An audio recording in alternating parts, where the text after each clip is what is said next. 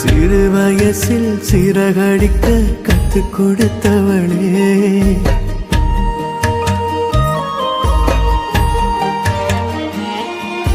சிறு வயசில் சிறகடிக்க கற்றுக் கொடுத்தவளே, கூடு கட்டிதான் முடிக்கும் முன்னே சிறகொடிஞ்சவளே, தீர்த்தம் போல தேகம்தான் தீட்டா போனதே, வீட்டு அகல் ஜோதிதான் இருட்டானதே.